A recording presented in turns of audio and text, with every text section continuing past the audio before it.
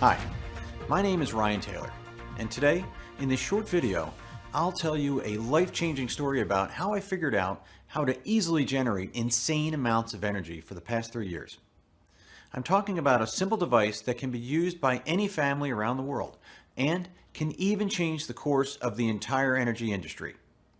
Over the past year, over 17,000 people have already successfully used the very same technique to get over tragic milestones such as hurricanes, snowstorms, or floods, based on technology we use on a daily basis.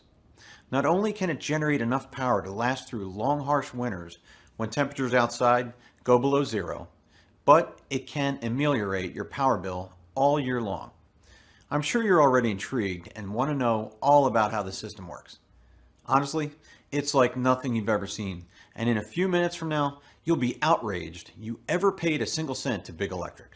So you absolutely need to watch this short presentation today, while it's still up.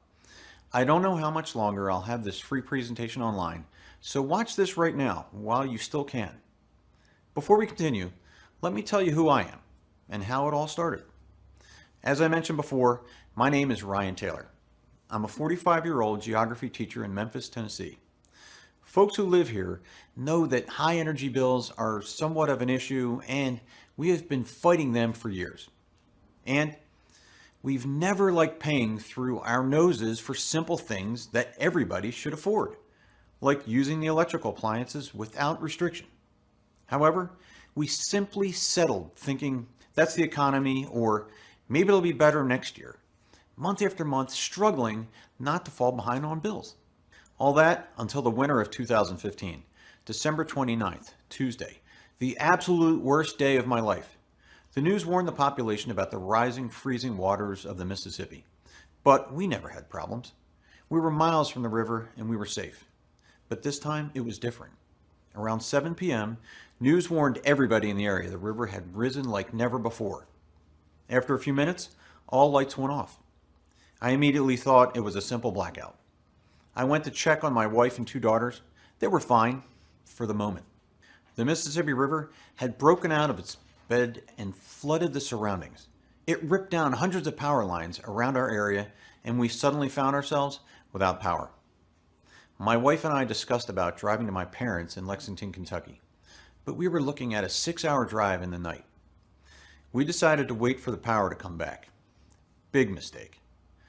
The house was getting cold, and it was getting cold fast. Night came and still no power. I tried calling the electric company on my cell phone to find out when power would be restored, but all I got was a pre-recorded message saying that they were aware of the problem and that it would be between 48 and 72 hours before the power would be back online. Quickly, the temperature in our house reached around 40 degrees. Around midnight, I went to check on my family, and what I saw made me freeze in my tracks. My wife and daughters were lying on the bed, embracing each other, shivering and cold, muffled in thick blankets. You can't imagine how I felt not being able to protect my family. I rushed and wrapped my arms around them as I could, in a futile attempt to give them what little body heat I had. And then my 5-year-old Lisa said in a shivering voice, "Daddy, I'm cold and I'm hungry. I wish we had some warm soup." I immediately burst into tears. It was the most devastating moment of my life. I felt like my world collapsed. I felt powerless because there was nothing I could do to protect the ones that I cared for most.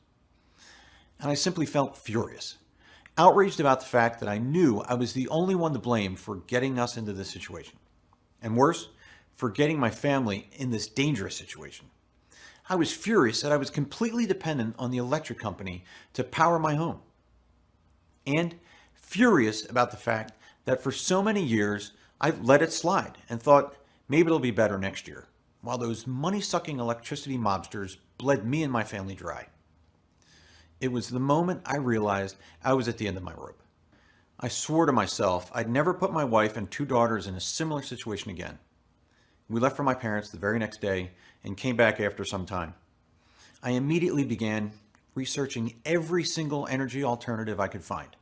I made it my sole purpose because leaving my family's well-being in the hands of electric companies clearly wasn't an option anymore.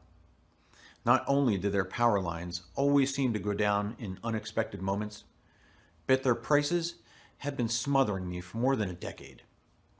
I imagine the CEOs going to the bank and cashing out my hard-earned money, maybe even laughing while doing it. So I immediately began to look at the problem from every angle to break the chains Big Electric had around my family. There had to be something. Frustrated, I created a list of what I felt my new source of energy should be. Cheap and easy to obtain or build. Easy to move. If I needed to bug out of town, it needed to be something I can easily carry with me. Can use a constant source of power to create energy. If there was no sun, no gas or wind, it should still work fine without interruption. So I considered buying a heavy-duty generator. It's certainly a reliable source of power, so I looked pretty much into this option. However, when I started to consider the costs, I realized I was looking at a minimum $1,000 investment to get a really high-quality generator, not to mention the fuel usage. And with the fluctuating gas prices, trying to power your home full-time with a generator, you'd need to use about 90 gallons of gas per month at a cost of around $250 or more to do it. Plus, it's not like I wanted to have a 90-gallon bomb around my family and my house. So this option was off the list. Next, I considered using solar energy. I've heard the solar industry boomed over the last years and that solar panels really can be effective. But maybe you've heard. Here in Memphis, Tennessee, it can be overcast for a month straight during the winter, and being dependent on solar panels becomes inadmissible. Not to mention that installing professional panels would cost me an easy $11,000, and I certainly didn't have the money to invest that. The idea to buy a do-it-yourself solar kit crossed my mind, but when I saw the cost, I changed my mind. Plus, I did some research on the subject, and I found out that such kits rarely produce even 20% of the energy advertised. So I had only one option. If I wanted to make sure my family never goes through such an experience again, I had to create my own solution. It had to be something cheap and fast and easy to build, because I definitely didn't have any technical skills to build complicated devices. Being a teacher doesn't really offer those kinds of skills. So I started looking into every other solution that could bring me the security for my family. Many sleepless nights passed, and I was getting tired of surfing the internet for a simple solution. Yet one day, Kate, my wife, reminded me about my late Uncle Jack and his research in the energy field. Unfortunately, he passed away in 2004. He worked for an electric car company as a pioneer in the field. His life's goals were to save the planet and offer our children a better life. As a professional researcher in this domain, he had the resources he needed to do it. And setting his goal to help humankind, as he said, he dedicated his life to discovering new technology. And he did thorough research. I remember him telling me how electric eels can be used to produce huge amounts of energy. And maybe that sounds a bit strange, but there are some fish farms that are completely energy independent. However, that wasn't the solution for electric cars. And clearly, it wasn't for me either. The investment was too big, and I certainly wasn't going to take care of who knows how many eels all year round. Not to mention the danger I was putting my family in. So while this option was off the table, I knew there had to be a solution out there.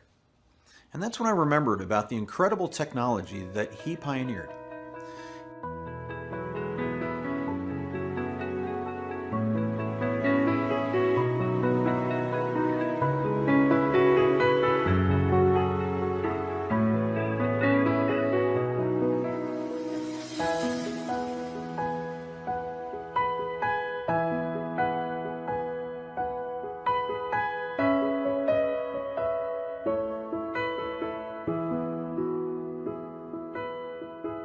He told me about a spinning principle that is still being used in today's electric cars. Everybody, including the top engineers at the company, were shocked to see how easy the principle was. That very moment, I realized the answer I was looking for was in front of my eyes.